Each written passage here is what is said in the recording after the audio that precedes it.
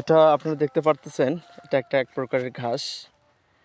এটা গাভী গরুর জন্য, গরুর খাওয়ার জন্য খুবই উপকারী একটি ঘাস এবং প্রচুর পরিমাণে ঘাসগুলো হয়, যাতে কৃষকরা লাভবান। আপনার অল্প জমির ভিতরেই আপনি এই ঘাসের চাষটা আবাদ করতে পারবেন, যেটা আপনার 2-3টা গরুর জন্য অনেক উপকার।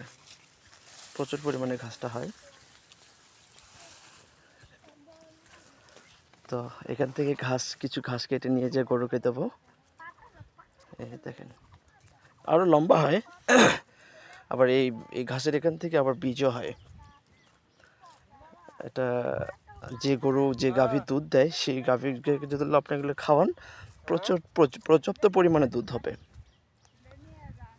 এই যে দেখেন,